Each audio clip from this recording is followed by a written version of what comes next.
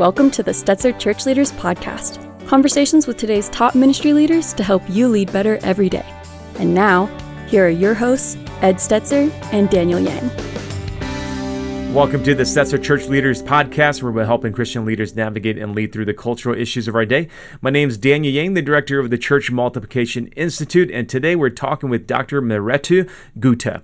Dr. Guta is a philosopher with expertise in metaphysics, philosophy of mind, cognitive neuroscience, and philosophical theology. He's been teaching at and around Biola University since 2016, conducting research on many issues, including philosophy of AI.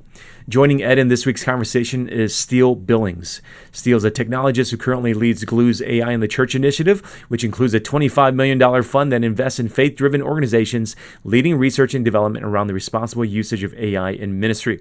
Before we talk to Dr. Guta, we want to remind you that if you're enjoying our interview today, leave us a review. Now let's go to Ed Stetzer, editor-in-chief of Outreach Magazine and the dean of the Talbot School of Theology. Super excited to have Mihretu with us today. Mihretu Guta is, one of the things, of course, I'm probably excited because she's been teaching at Biola since 2016. And so I'd love to have somebody who's really being recognized by a whole lot of people in this space to join our conversation in the podcast today.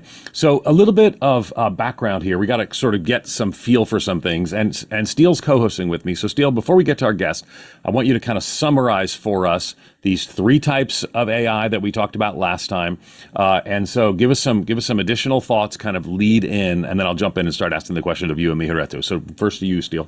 Yeah, the topic of trust, super important, Ed. You got to understand a little bit of why when we say trust artificial intelligence isn't necessarily a being, right? Most people expect that it is coming in waves. And so you have these three types of artificial intelligence. You have narrow AI, which is the era that we're in now, which essentially just means AI does what we tell it to do. Where people start to get more and more concerned and you start to hear the big scary things. You think Terminator, you think, The Matrix and some of those other scary movies around artificial intelligence is when we get into eras of what's called general AI or AGI. And then you have super intelligence where artificial intelligence is the supreme being. So if you were to ask some of the AI models today, will we ever get to an era of general AI where AI is actually making decisions on its behalf, on its own?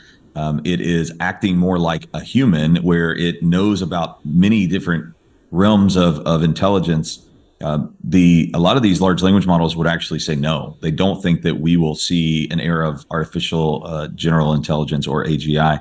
So we're in narrow AI, and essentially, AI does what it is told to do. And I'm really excited though about having Dr. Guta on because Dr. Guta has some incredible thoughts just around some of the things that we should be mindful of and some of the concerns that we should have. And so, Dr. Guta, thanks so much.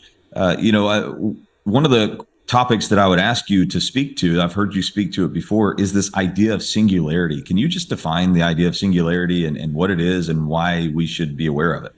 Yeah, the concept of singularity has been put forth by people who defend a strong AI. So a strong AI we can contrast that with weak AI.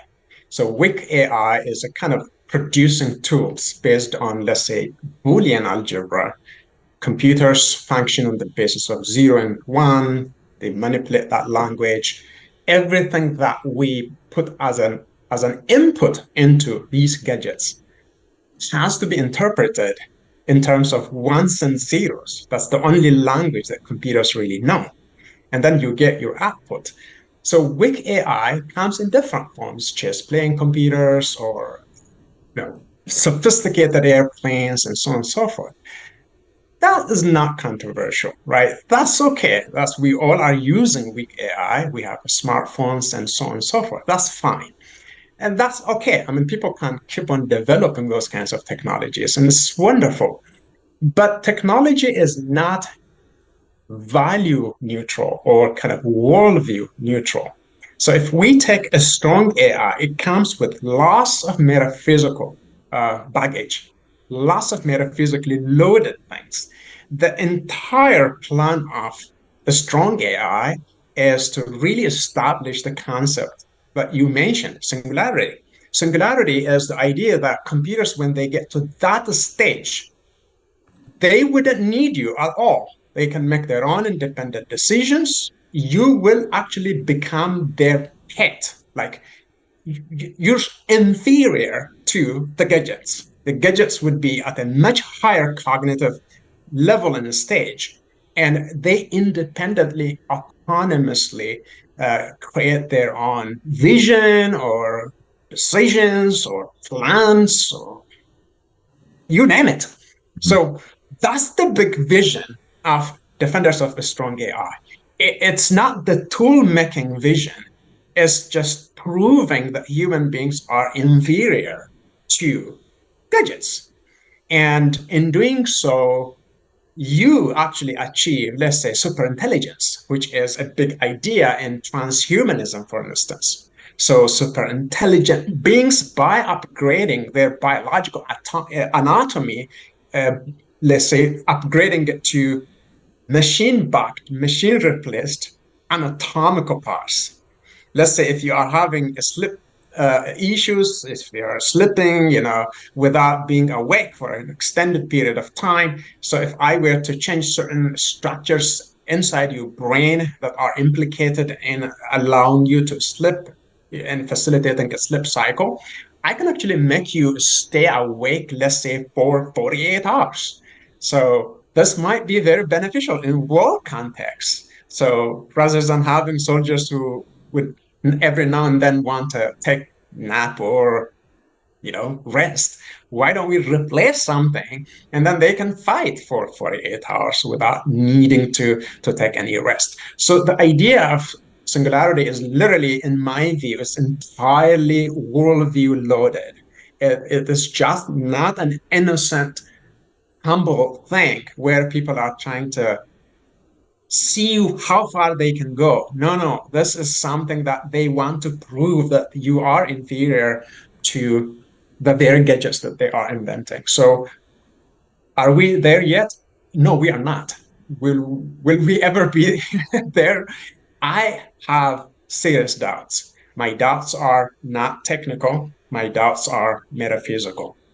So for metaphysical reasons, I don't think we have that property actually to create machines that do think like us or are capable of doing what we are as human beings capable of doing. Probably I can come back to this notion later on, but I'm actually working on a specific argument. In fact, trying to come up with a mathematical model that in principle potentially shows that computers will never be as conscious as human beings are, because we do not have metaphysical property as human beings that will allow us to do that kind of thing. So there is unbreachable metaphysical setback standing in the way.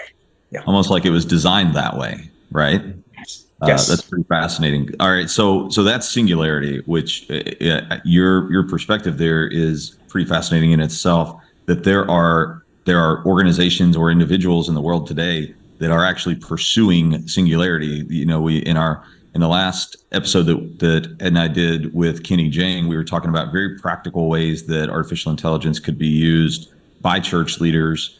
What you're saying is there are people that are not necessarily pursuing ways that artificial intelligence can simply make us more efficient or effective in what we're trying to accomplish, but there are people that are pursuing these big existential things like singularity. That in itself is a little bit concerning. It brings me back to this idea around where we are and what era in AI we are, and the fact that we're in this era called narrow AI. And narrow AI essentially just means that it does what we tell it to do. There might be people telling it to do harmful things. And so that's where this concept of trust comes back. What if there are these corporations that are pursuing harmful things? What are the things that church leaders should be aware of or watch out for related to just this concept of trust? When we say trust, what comes to your mind? Many things come to my mind. The concept of trust is a social concept. It's a philosophical, metaphysical concept. It's also a moral concept. Here's an example. I trust the chair I'm sitting on right now, but I am not actually trusting the chair in and of itself. I'm trusting who put together the chair, right? So there's a sense in which you can say you can't trust AI in this very narrow sense. People who produced your smartphone for that machine to function, gadget to function in a certain way, they did a good job. Like it functions in the way it's supposed to function. Good. But if you want to trust AI from moral point of view, it gets really complicated. So you can't trust the gadget because the gadget is not an agent. So when you say that I can trust or we should trust AI, what we're saying is our trust has to be located in the companies or people who actually produced the AI itself. But then that raises another question, because who exactly is that person? You're not going to point out a single person in that company. So you have to take the company as a whole. So which means that you are trusting what we call corporate persons, person who does not apply to literally the company itself. So this is corporate persons. But what does actually that mean? It's very difficult to really point that out. But one thing that we can say is that we can trust the AI from the vantage point of view of, we can use it, we can accomplish certain tasks and so forth. But if we are trusting AI without taking into account, let's say, the distinctions between narrow AI and there's a strong AI and so on, the notion of trust itself doesn't actually make that much sense because it's very misleading. So who am I supposed to trust? Where am I supposed to direct my trust? Like, who am I directing it at? So it's a very complicated concept. But here is one thing that I can just practically point out. Churches have to know one thing. Here's an example. Think about revolving door. Revolving door, its function is to let anything come in, to let anything go out, right? It's just revolving door. Anything comes in, anything goes out. Anything comes in, anything goes out. Churches have to put in place a different model. Churches have to put in place a mechanism that actually allows people which aspect of AI is relevant for our mission, which aspect of AI is not relevant to our mission. In fact, it distracts us from our mission. So that's where actually you can bring an ethical consideration to have some sort of role to play. So if we are acting on the basis of the revolving door model, then we're going to trust everything that the companies are saying. Okay, we're not going to have the sifting mechanism. We will be at their mercy. Whatever that they say is true. Therefore, our job is to keep up with the time, and we have to embrace AI in any shape or form. So I think we have to put a very strong mechanism in place. Let's say you can use even this in a kind of physiological sense, saying there are permeable and impermeable concentrations, like the channels in our brain. Sometimes they allow certain things to happen. Sometimes they do not allow certain things to happen for the overall healthy functioning of the whole system. So I think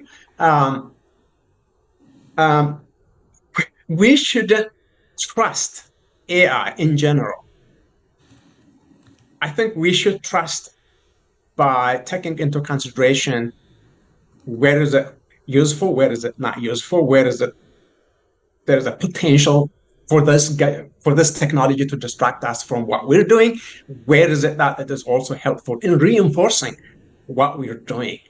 That kind of thinking, critical engagement, is extremely important. We cannot simply trust technology. We can't simply trust technology, which I think, so the challenge is, Dr. Guta, is that for some people, that means we shouldn't engage it. In fact, I remember early on, I had an intern at my church, and she said, "Yeah, we're not going to go on the World Wide Web. That just sounds like spiders and bad things. That's like a web that goes over, and there's all kinds of bad things on the World Wide Web. But pornography becomes a huge driver of that, and more. So if we're going to have a discerning embrace, not a full embracing trust, because again, these are companies that are creating these things that don't always share the same values that we ultimately have.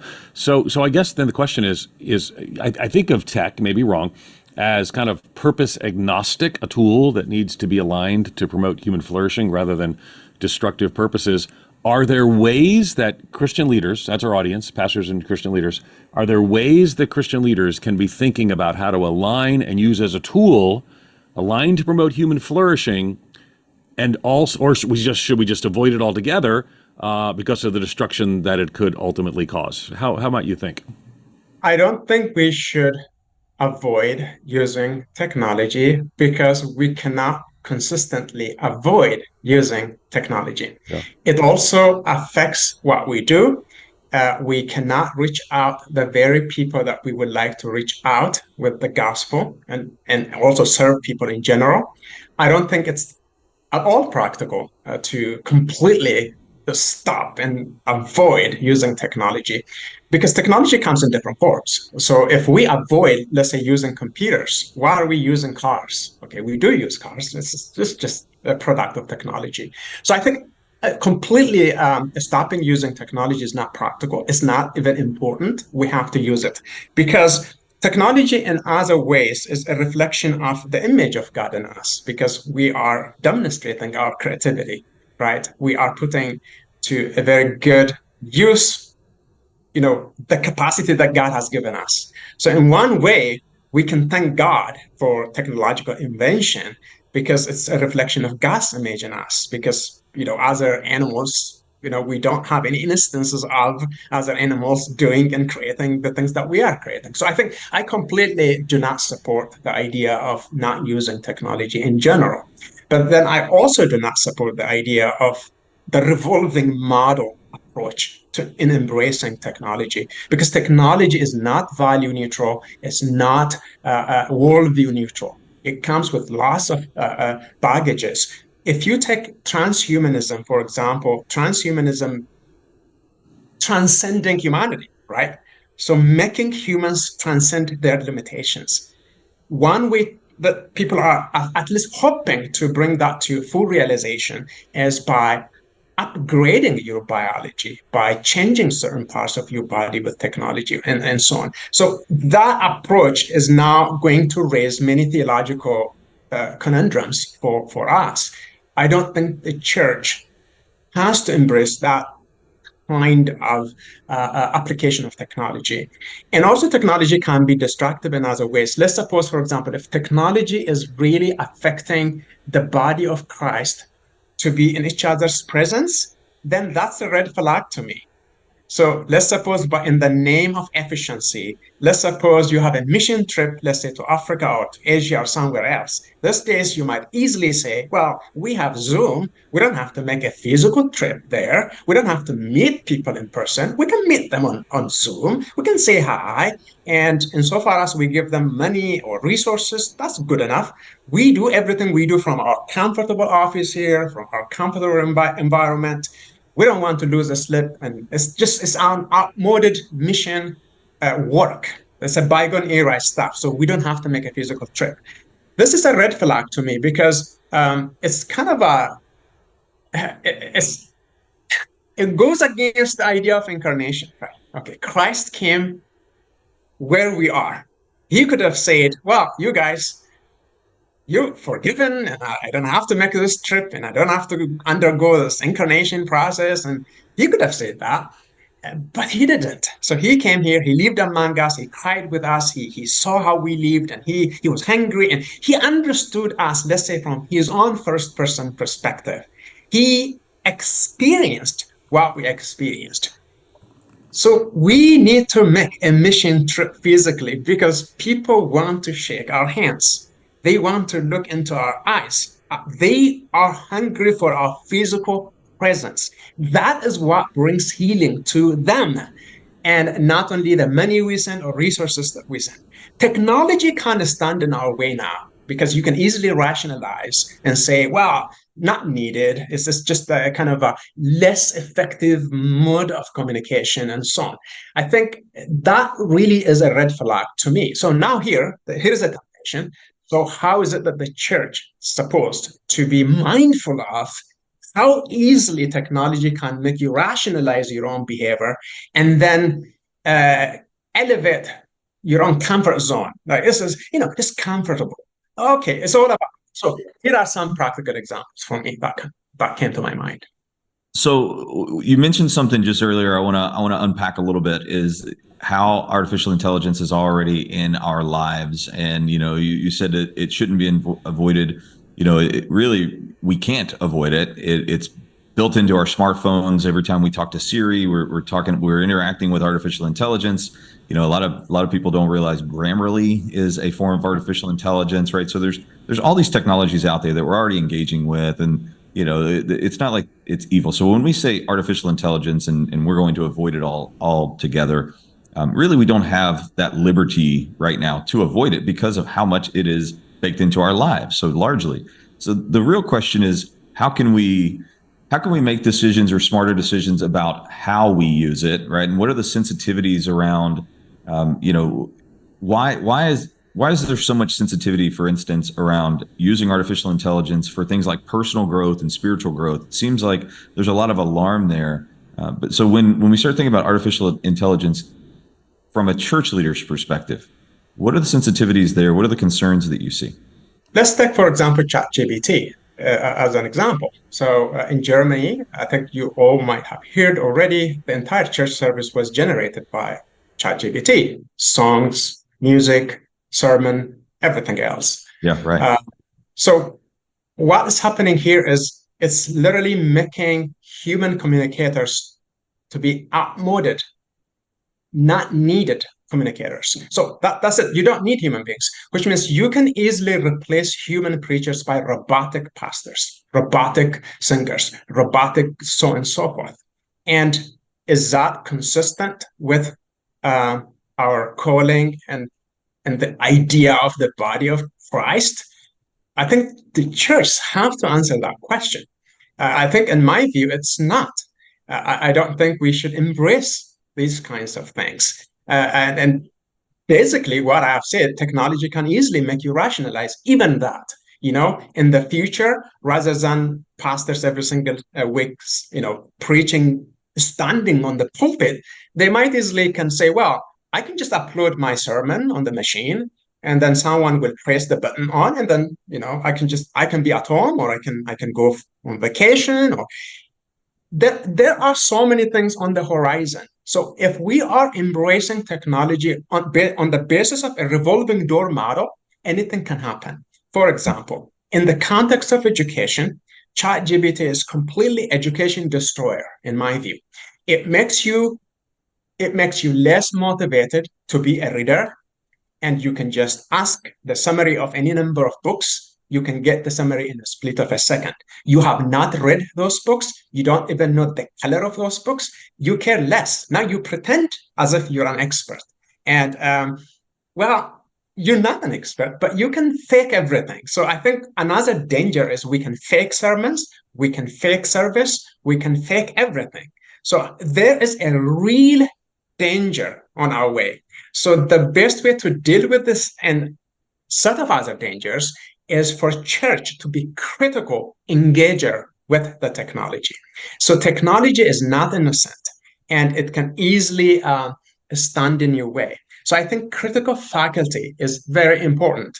Otherwise, we're going to succumb to whatever the companies are doing, and we naively assume that what they tell us about the gadgets is exactly the only thing that we have to know. That's the big danger. Right. Now, the companies shouldn't set the tone for how we should use the technology. We should set the tone regarding how we should use the technology. Therefore, the church leaders, they have to train themselves from the vantage point of view of their own mission.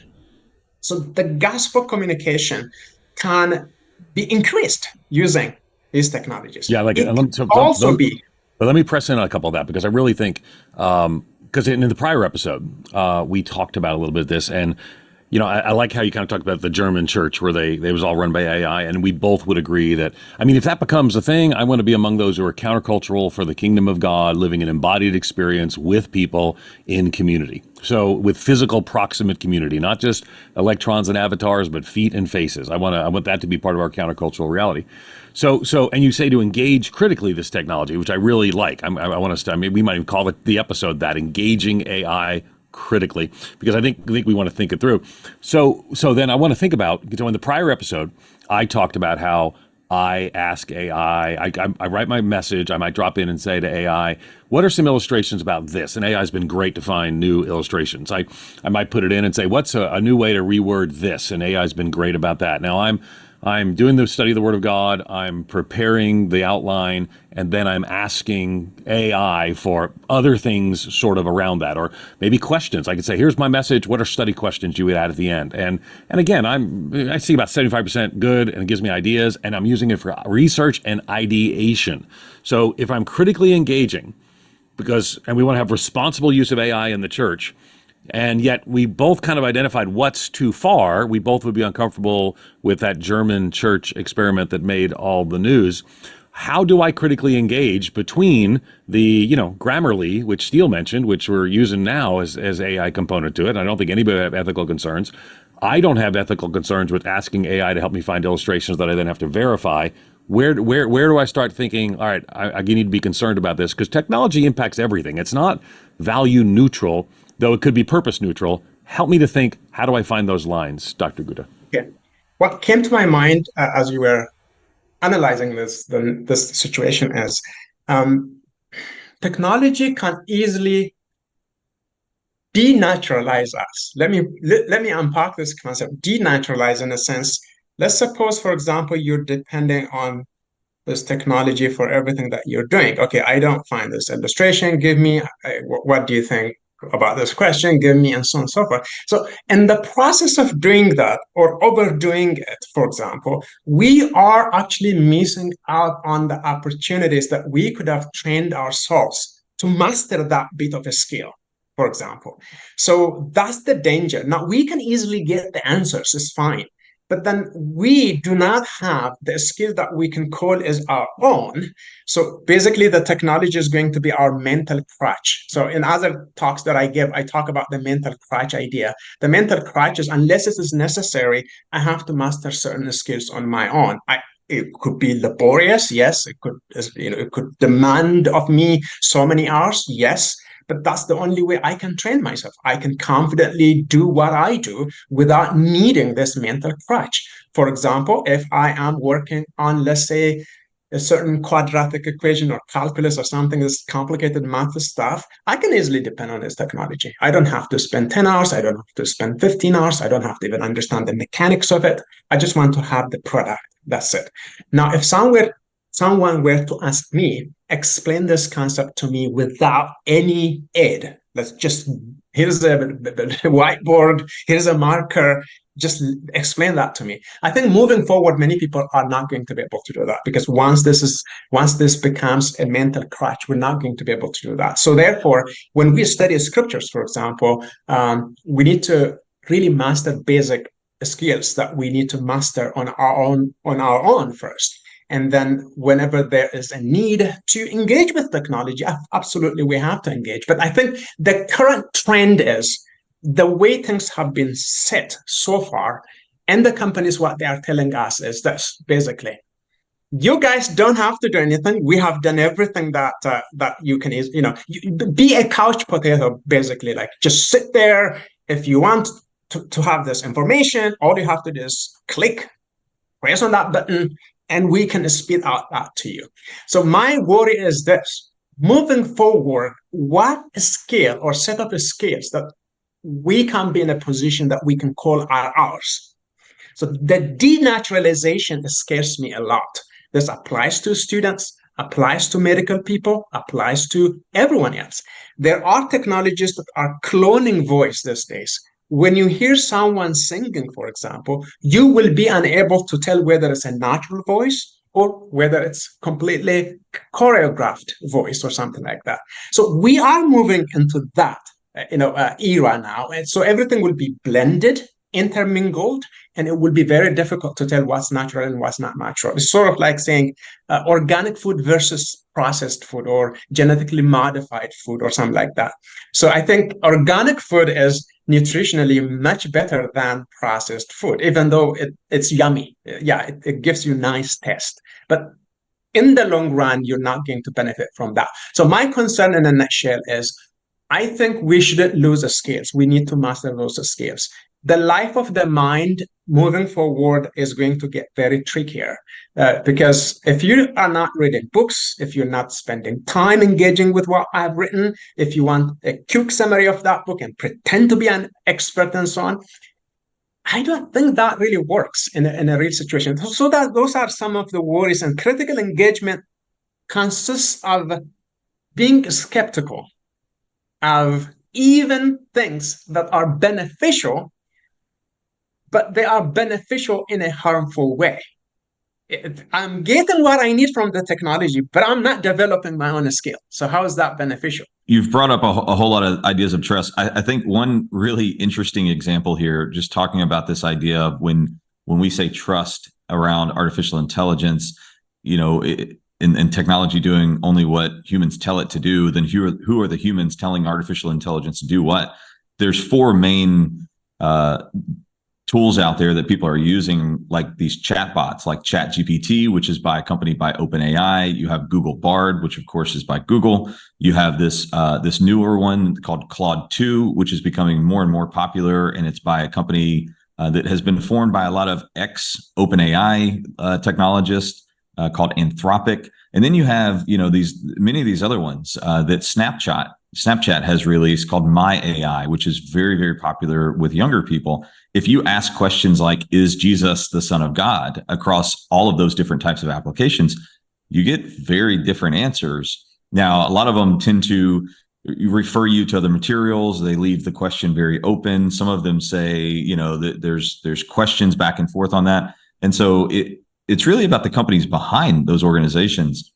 In your mind, Dr. Guta, what types of things must be done for church leaders to be able to level up in our understanding around trust of artificial intelligence? Because as we said earlier, this is not a you can avoid it type of thing. You can control how you use it, but you can't avoid it.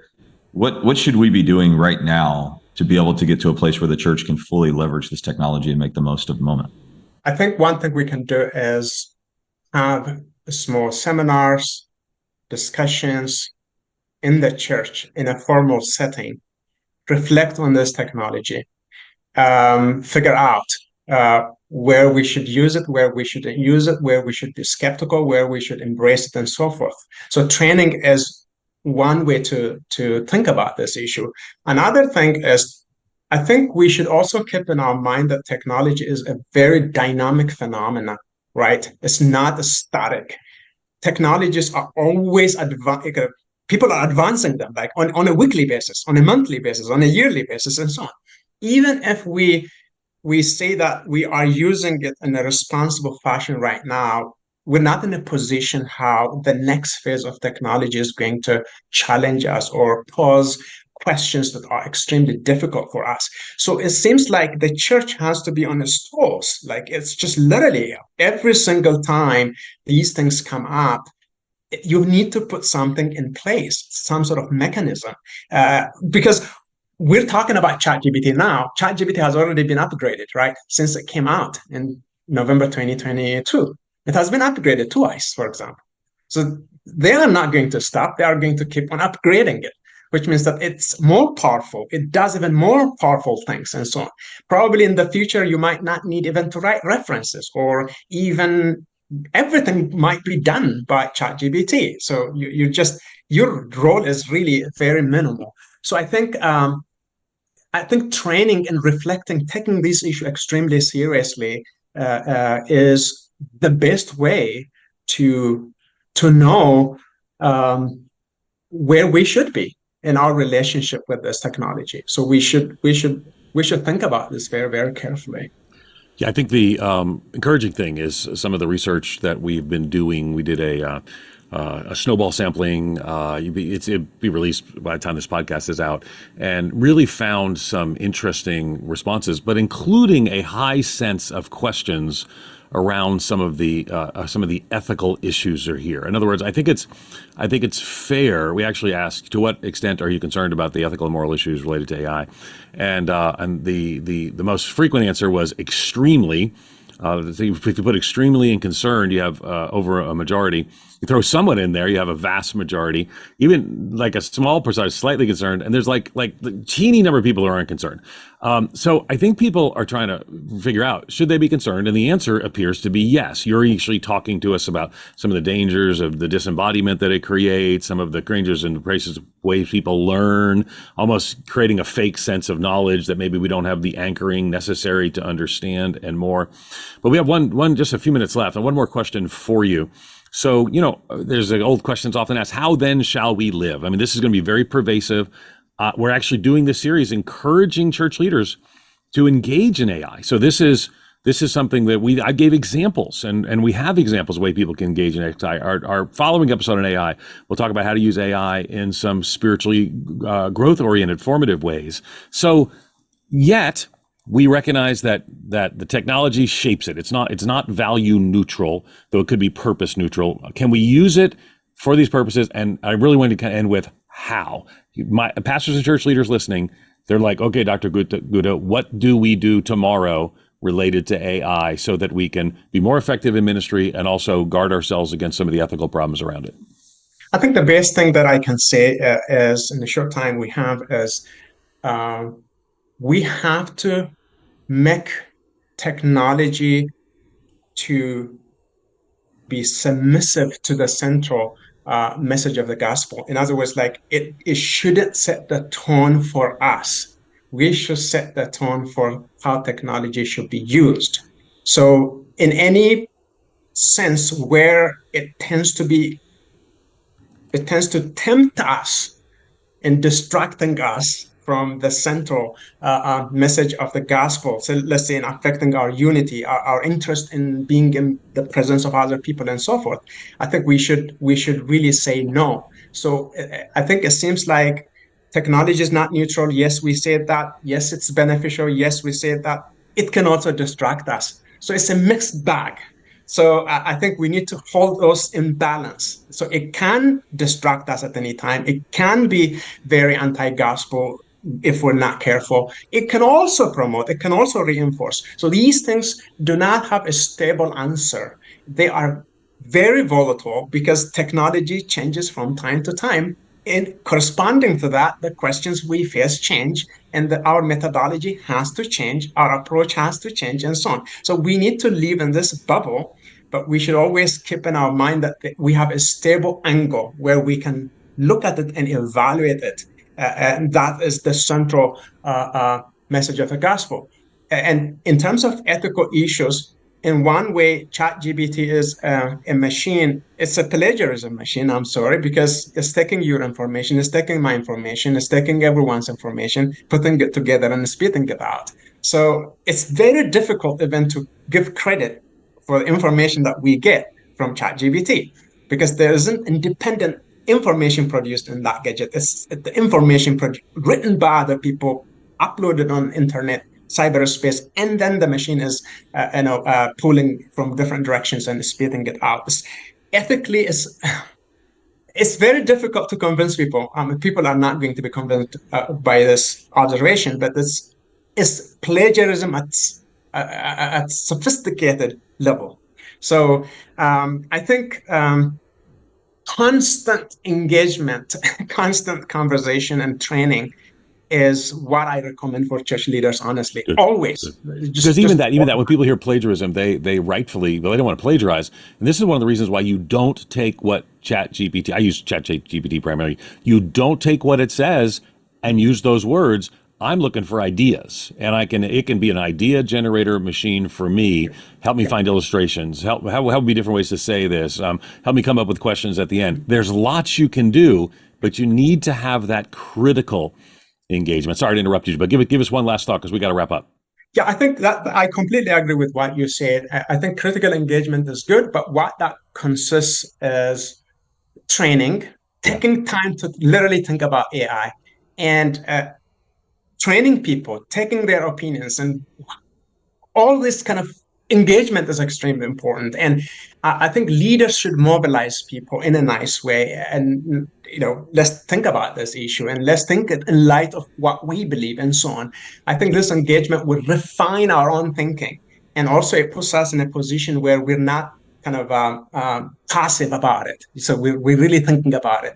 We know exactly where to spot. We know how to put the boundaries. And, those things come when we think, when we engage, when we take time. And we don't have to take few people to do that for us. We should we should bring other people in our orbit and do it together and invite people just the way you guys are doing here and share ideas and so forth. This is the best way to think about this technology. But overall, it's a worldview loaded thing. We shouldn't forget that. It's not innocent at all. Now, I want to encourage you can Google Mihretu Guta and find, he's talked about this in multiple places, particularly at Biola, but right now he's at a conference in Michigan, people talking about this all around the country and the world, important conversation to have. Let me mention that at Glue, Steele's actually with Glue, he's been helping me put together these podcasts. You can go to glue.us/AI for the AI in the Church Hub, also information about the hackathon, which sounds like people are doing bad things, but it's actually doing good things. I'll be there, Steele will be there, we'll all be physically present in Boulder with a couple hundred others for a hackathon. Also, Outreach Magazine is doing an entire issue dedicated to, technology, but focused on AI, and that'll be out this fall as well. You can subscribe to Outreach at outreachmagazine.com as well. Daniel Yang, take us out. Thanks. You've been listening to Dr. Mihretu Guta. You can learn more about him at biola.edu. And thanks again for listening to the Stetzer Church Leaders podcast. You can find more interviews as well as other great content for ministry leaders at ChurchLeaders.com/podcast. And again, if you found our conversation today helpful, it'll help us if you leave us a review. That'll help other ministry leaders find us more easily and benefit from our content. Thanks for listening. We'll see you in the next episode. You've been listening to the Stetzer Church Leaders podcast. For more great interviews, as well as articles, videos, and free resources, visit our website at ChurchLeaders.com. Thanks for listening.